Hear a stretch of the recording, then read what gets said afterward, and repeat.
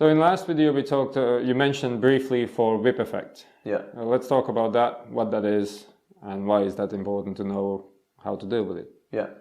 So you can get the whip effect from a back pitch, and you can get a whip stall.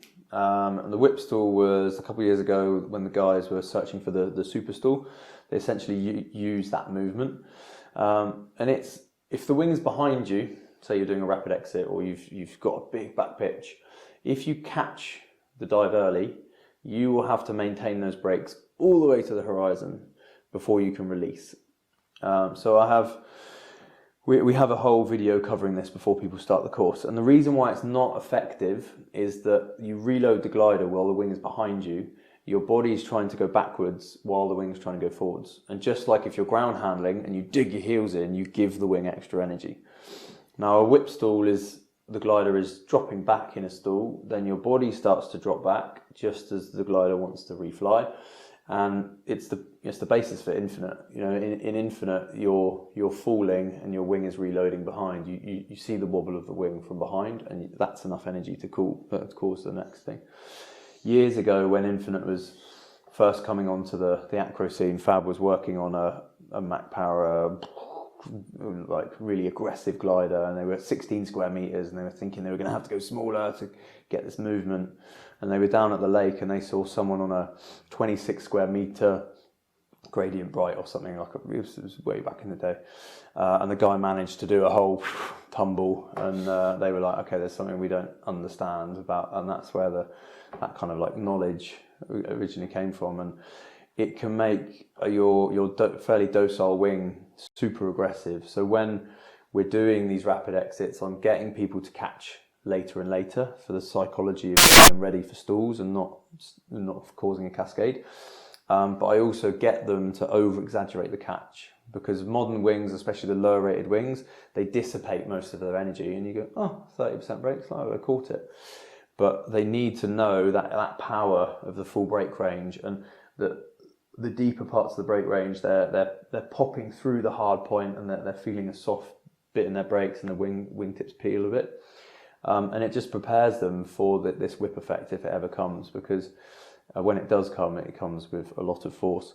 And the horror stories you hear people saying, like, if you ever hear someone that they've had a frontal and the next thing they know their wing is beneath them, they have caused a whip effect.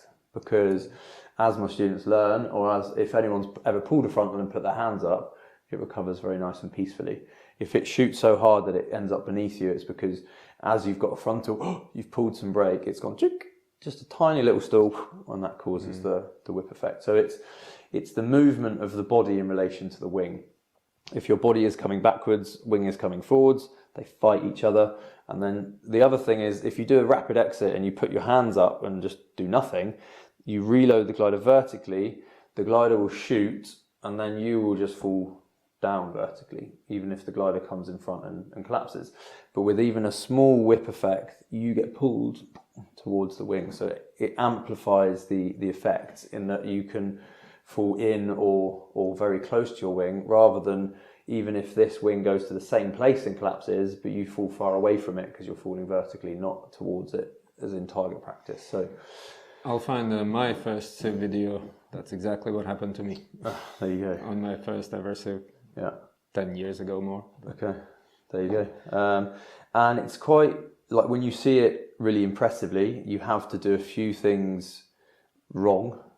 So you can get it from stalls, but generally at a stall, if it's settled in tail slide and you release, you can get strong dives, but it's not the same. It's when you just start to stall and you pull a little bit of brake and then it tries to recover, and then people release at the wrong time, and that's enough force for the glider to drive right underneath them. I've got a couple of amazing videos over the last 6 years of people doing full, on regular wings, doing a full tumble. I'll put it here while we talk. Yeah, good. For people to see. For B-roll while we talk. Yeah. And so there is this hidden power within the wings that you need to know about. It happens very rarely, but in the right configuration, you will unleash power that you've never felt before. And that's true for all wings, from E and A's to, like, it's just Yeah, and when the glider is shooting that hard, you know, we have this aerofoil that's creating boom lift, and when you release at the wrong moment, when you've created this little whip effect and it's just drawing down and pulling you towards it, that's what helps you go over. So yeah, it can happen just as easy on an ENA as it can on a higher aspect. And in infinite, we pump the wing to get more momentum going in exactly that moment, release, and then it shoots over. Exactly, release. And that's the whip is actually slowing it down a bit, so it does reload charging behind. the wing, and like your body, the gravity is pulling you down. You're charging it, and then you release it. It shoots way more aggressively, which is great for acro, but it ain't great for an average pilot flying around. Yeah, a surprise infinite is never as fun as a real one. That's for sure. Yeah, I wouldn't recommend doing that one. No. Infinite is fun, but Yeah. you know. Well, thanks for that one. A pleasure.